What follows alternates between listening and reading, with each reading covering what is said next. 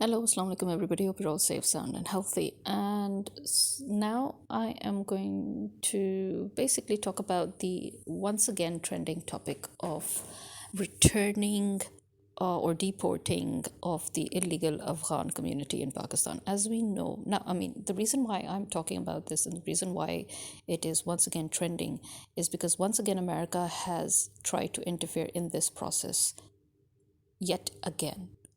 And the reason is, if we go back in history, the reason why I'm saying yet again and why it's trending again and all is because originally the whole process of deportation of illegal immigrants from Pakistan was started by Musharraf in his time because he had realized the potency, because this is something that actually I myself personally started thinking about in harsher terms because, to be very honest, our people, as you know, are essentially very carefree, which is not always a good thing, as you can see, because Pakistan has always been known as a hospitable nation. So we actually do have one of the largest number of refugees and immigrants in the world. Okay. The reason I'm saying refugees and immigrants is because the people that came from different countries, especially Afghanistan, they first came as refugees. So Pakistan has the largest number of refugees and illegal immigrants in the world. Yes, I know now in the last year or so, one or two other countries have exceeded in numbers, and so now Pakistan may no longer be the one having the largest number, but still we are at the top three. And anybody trying to deny it has a problem going on with them. Why? Because when Musharraf was president and he initiated the whole process of deportation. America tried to interfere. America, in fact, at that time tried to threaten Pakistan, ordering us not to, deport Afghanis and not to make them go back to their country. Musharraf dealt with it I think, pretty decently. He had started making the borders, he had started making gates, and then he eventually closed those borders and he closed those gates. Now, this process was continued later on the process, you could say, sort of laxed in between, thanks to the corrupt governments back in power, like Zardari and Nawaz Sharif. What started happening was that the corrupt governments, they actually used Nadra to give many of these illegal Afghanis Pakistani passport and Pakistani ID. So yes, Nadra was heavily involved. Now Nadra can pretend to be that it's all pure and clean, and it never did anything and it was never involved. But the truth is that it came out, it was in the news, it became a big issue, it became a scandal that Nadra itself was involved in giving illegal Afghanis Pakistani passports and Pakistani ID cards. Now, because of that, once again, when Imran Khan came in, when Imran Khan took the premiership, when he became prime minister, once again, the efforts of settlement of the Afghani community was taken up.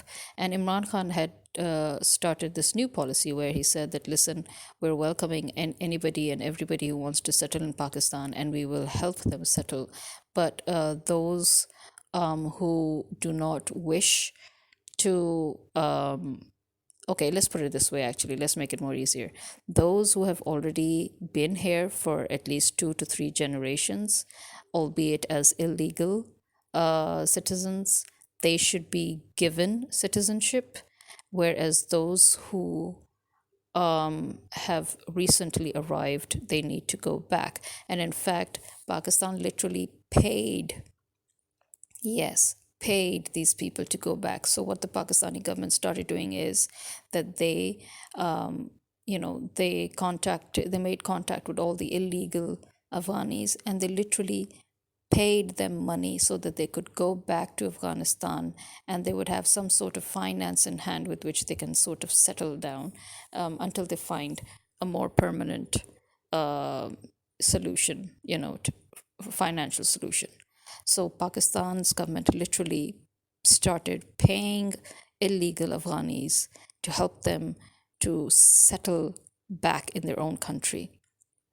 In return, the Afghani government behaved extremely violently and badly towards the Pakistani government, towards the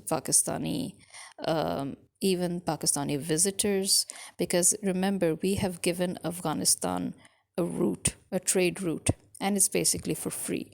And Afghanistan seems to think that it owns that route now, just like how India acts as if it owns everything that belongs to us. And though India is actually benefiting from that free route that we have granted to Afghanistan. And in that trade route, obviously, it goes both ways. So, where traders come in from Afghanistan to Pakistan, they will also go out to Afghanistan from Pakistan.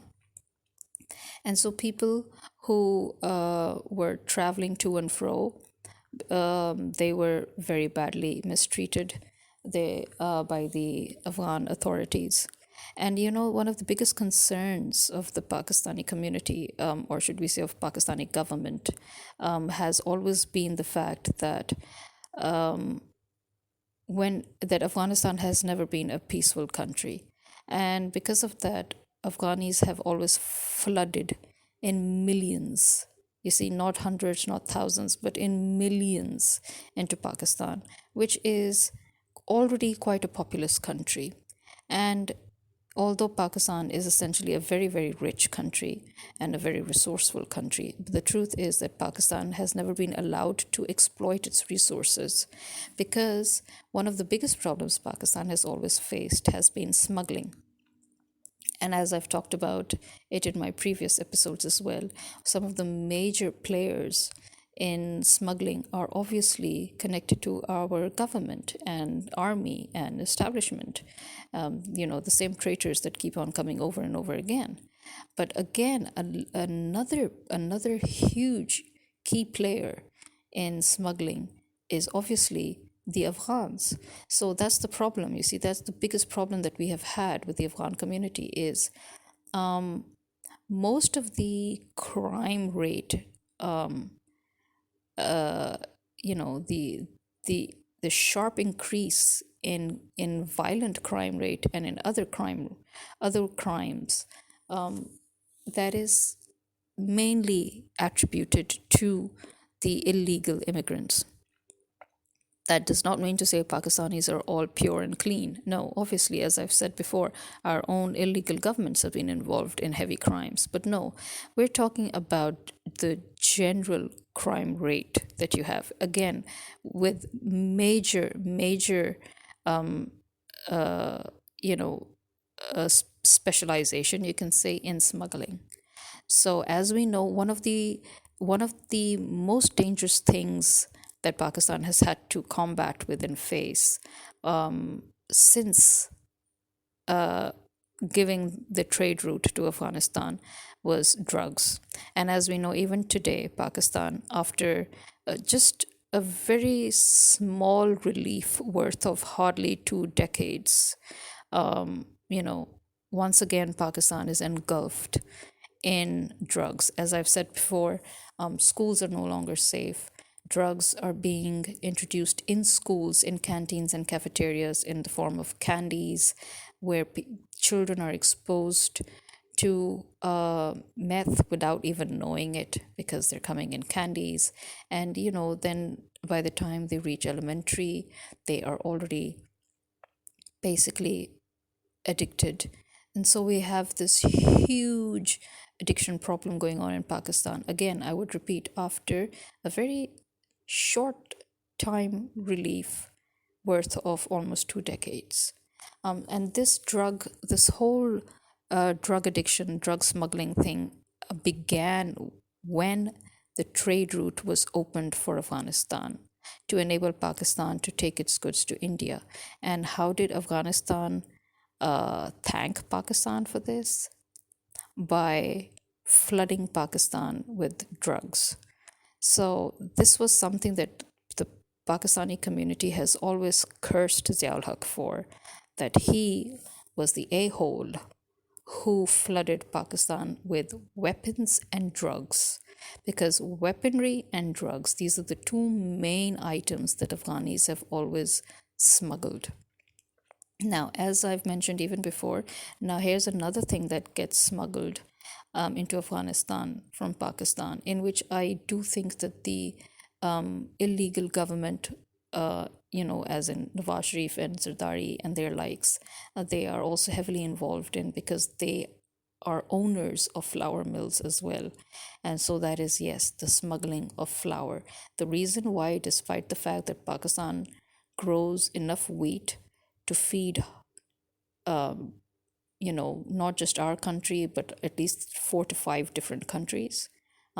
We have been always number one in exports of wheat. And now suddenly we have wheat shortage, in these past few years. Why? Simple: smuggling. Flour gets smuggled to Afghanistan, rice gets smuggled to India. Now, again, one of the key parties here involved are, the flour mill owners, who are once again directly involved with Nawaz Sharif, Zardari, in other words, the Pakistan Muslim League and the People's Party members, okay? But the other key player is the Afghanis themselves.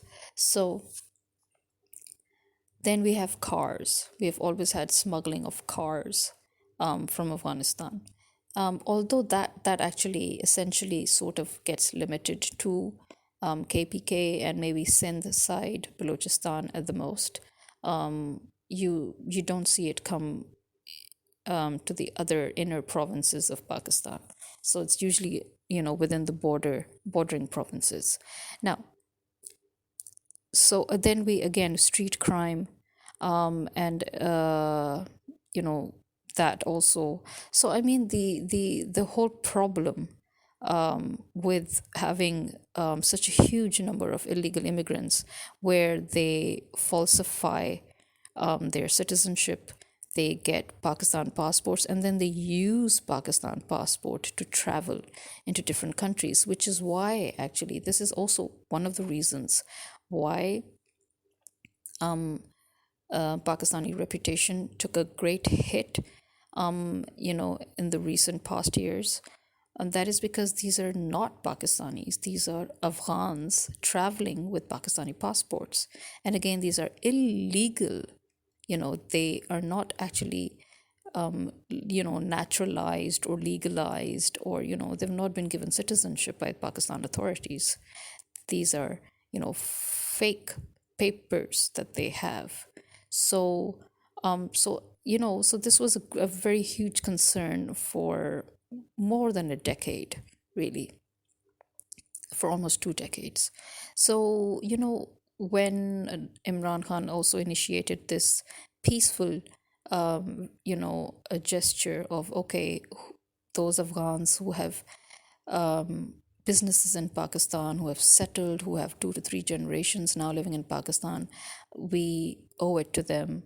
Although, to be honest, at that point, I kind of disagreed with all of that. But yes, I understand his point of view too. So he said that, we owe it to them, that we should at least give them a citizenship and accept them as Pakistanis, right? Unless they want to leave. If they want to leave, then that's up to them. But those recent influx, the incoming population, they need to go back. As I said, they were literally paid to go back. Now, the problem is that every single time we initiate deportation of Afghanis, it's really strange how America always seems to have a problem with it. One would ask America, if you are so much in love with the Afghani people, and if you are, such a great sympathizer of Afghanistan, why did you attack it? Why did you even try to attack it in the first place? Right? Number two, Since you attacked Afghanistan and you created all that unrest and you created all that chaos and crisis, actually, it's your responsibility. It's your responsibility now to give immigration to the Afghanis, or to let them go to, to America. Let them go to America and let them get refugees there. Sorry, let them get refuge there, right? So why? I mean, politically, Afghanistan is politically not an ally of Pakistan. It is an ally of India, and yet whenever something happens in Afghanistan, they don't go to India. They come flooding into Pakistan. Then suddenly Pakistan becomes their brother. You know, then Pakistan needs to take responsibility as a fellow Muslim country. But politically, their alliances with India. So this is also a problem that I personally have with, the relationship between Pakistan and Afghanistan. Is that Pakistan is always trying to help Afghanistan, but Afghanistan is always backstabbing Pakistan. So I think that actually India and America are responsible. And if India wants to maintain involvement and interference in Afghanistan, and if America also wants to maintain involvement and interference in Afghanistan, then they damn well need to take responsibility for the Afghan citizens. Pakistan should not have to take responsibility for the Afghan citizens. And now, even again, recently, once again, so I mean, if people are trying to say that the new chief of army, Asim Munir, is, doing a great job initiating, he's not initiating anything. No, I'm sorry. This was initiated by Pervez Musharraf, and then it was continued by Imran Khan. And why? Because this is a legitimate, you know, duty and process. Every single country goes through it. Every single country has immigration policies, and every single country does a crackdown of illegal immigrants. And when they find them, they all deport them. Okay? No country gives any illegal immigrant any favors. Neither Europe, nor America, nor Canada, nor Australia. And so, why should Pakistan? Why is Pakistan forced to keep more than it can even afford? As I said, Pakistan already has a huge population of its own. And then you have millions and millions of Afghanis. And these millions and millions have become billions, actually, over the years. So, if you are, again, so much in love with the country you just tried to destroy, then please, by all means, let them live in your own country. Okay, US of America, do your due diligence and then do your duty. It's not ours, number one. And number two, who the hell are you, once again, to tell us not to deport them? And now America is actually warning Pakistan and threatening once again. But this time their threatening has come with a new twist. Now they're saying, do not deport the Afghanis who plan to relocate to America. Okay, they plan to relocate to America. They can relocate from Afghanistan. Right now, you're buddies with Afghanistan, right? Everything is, all peaches and cream between you and Afghanistan. As far as I know, the latest batch of Taliban, they are, in fact, they're not even the latest. They are the actual batch of Taliban that has been working with America throughout, as their, as part of their, CIA umbrella, whatever you like to call it. So they're their umbrella agents, and they've been working in the Balkan War, and then later on they started in Afghanistan and all. You say whatever it is you want to say, but they're not the actual Taliban. The actual Taliban of Afghanistan are those people who have been struggling to rid Afghanistan from any and every invader, right? The Taliban that people keep hearing about, the Taliban that keeps taking responsibility for alleged terrorist activities within Pakistan and Afghanistan. that is actually the Taliban that you see now. Now, the same Taliban that now suddenly America is all buddies with.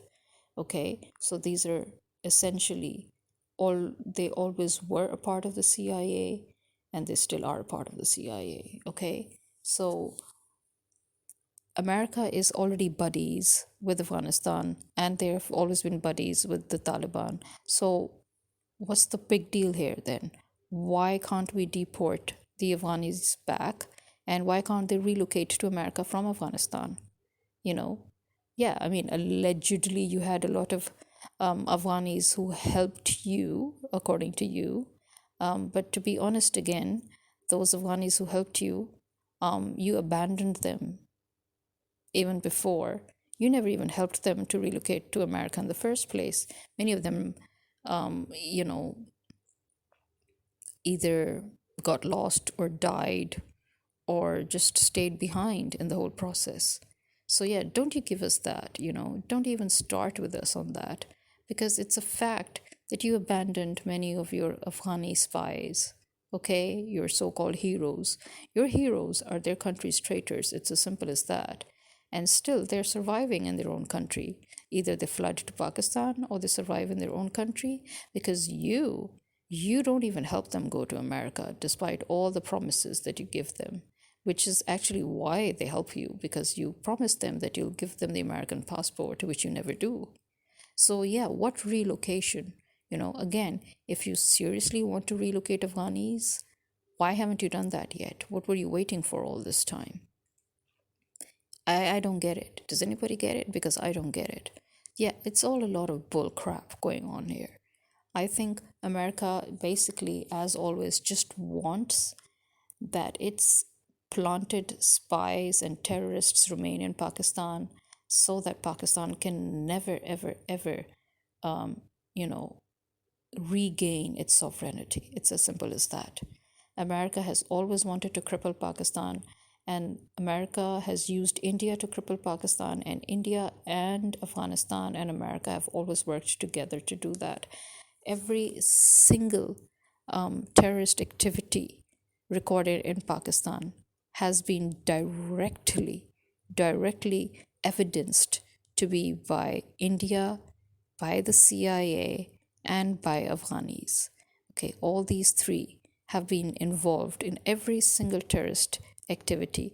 And again, half of those, or at least more than half of those terrorist activities, were not without the,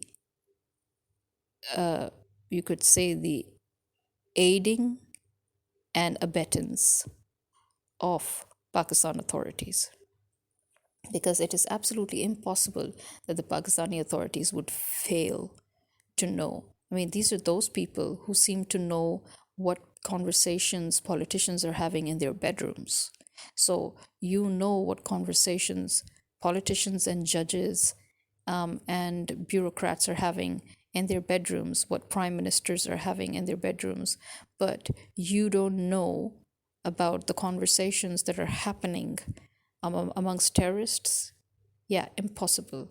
Yeah, because you're working with them, you're aiding them, you're, you know, you're working with them, okay? You're enabling them, in other words. You're using them because it comes to your benefit. Like how it's amazing how every time Nawaz Sharif wants to take over, there's always a terrorist incident.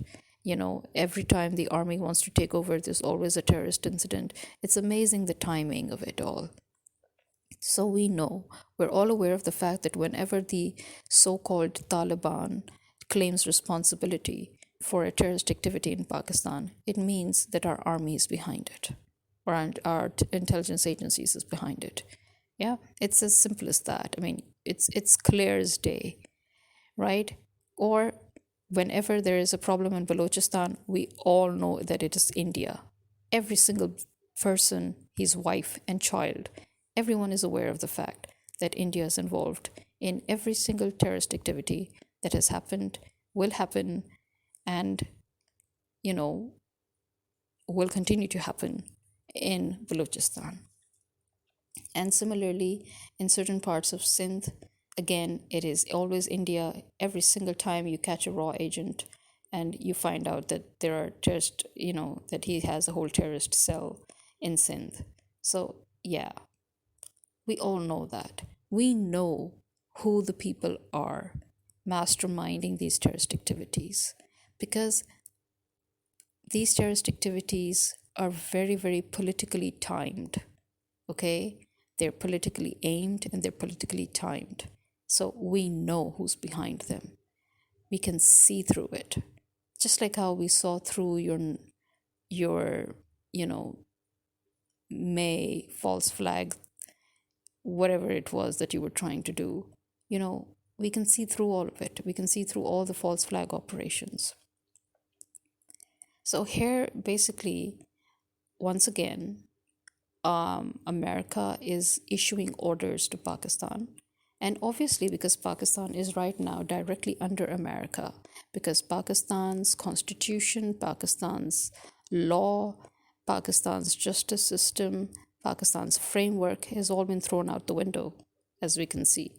Um, the public, as I've said before, is extremely frustrated, and the public is extremely depressed. The fact that these people are openly, very blatantly, very shamelessly committing crimes against the people, committing treason against the people, very blatantly. They are working against the state so shamelessly, that shows that in their minds, Pakistan has already been sold off to America. And the public is not accepting that, because the public still claims ownership of the state. Why? Because the public is the real owner of the state. And so, as I've said before, you're dealing with the wrong generation right now, because this generation is not your generation that would sit back and let you do whatever it is that you're trying to do. My generation and the next two generations after me are pissed off. Okay? And that is why the caretaker prime minister, when he thought, first of all, who had this wise idea that the caretaker prime minister should visit Lums? I don't even know. And why did Lums even accept him as a guest? I don't know. Because the students sure as hell didn't. The students stood up and they asked him very brutal, very harsh, very politically aware questions. And the students were very polite in their questioning, but very direct, as opposed to the caretaker prime minister, Kakar, who showed the roots that he belongs to. He shows the kind of family background that he has by the way he answered them. He was rude. He was literally rude towards the male and female students, you know, and he basically flaunted his ignorance while trying to tell them off for being ill informed. He flaunted his own ignorance. The first question that was asked from him was a very valid question, that he's the caretaker prime minister and he can't even observe punctuality. So a person who cannot even observe punctuality is the caretaker prime minister of Pakistan. What can one expect from that person? Yeah, because the man actually went there 50 minutes late. 50 minutes late. You're a caretaker prime minister. What the hell is there for you to do to be 50 minutes late? Why? You had another family trip that you had to take at our expense? I mean, what the hell? You know? And upon asked this very valid question, he was offensive towards the student, although the student was very polite. And then a female student asked him, again, very politely but very directly, that why is his government not following the Constitution? Why are they going against the Constitution? Why haven't they announced the elections? They have been staying here well past their time, and as such, they should no longer even exist. This caretaker government should no longer even exist. Their 90 days are up. You know, the provincial assemblies that were broken down, their 90 days were up a long time ago. And so why are they not preparing for elections? And why are they still sitting there when constitutionally they no longer have the right to? You know, and why isn't he doing his job? and he was very offensive towards her as well. I mean, that shows the fact that you're blatantly, the fact that you are so blatant in your disrespect and disregard for the public, the same public who actually owns you. He was trying to say, and that shows how ill informed, as I said, he flaunted his ignorance and he flaunted his lack of information, lack of awareness, when he was trying to say that he is not a servant of the public, but actually you are the servant of the public, you mofo. What the frack do you think you're doing sitting there? Are you royalty? Did you buy the land? You couldn't even afford a goddamn two-wheeler. I mean, you belonged to a family that earned black money. I mean, you're here where you are through corruption and treason. How dare a person like you talk to us about you are our servant? Whatever you have is our money. Hell, you had to take a trip at our expense. I mean, you are such a mofoing, poverty stricken a hole that you couldn't even go to America and France and England at your own expense. No, you had to take all these three trips and you had to take your whole family with you to enjoy these trips for free. Why? It was at our expense. Like, screw you, man. And this is what is happening in Pakistan again because of America. Again, America needs to get down on its knees and apologize to Pakistan. Okay? America may have think it has bought Pakistan, but I'm sorry, you cannot buy a land from somebody that does not own the land. We own the land. We did not sell it. The people you think you've bought the land from, they don't own it. Keep that in mind. And this is me signing out. Khuda Hafiz.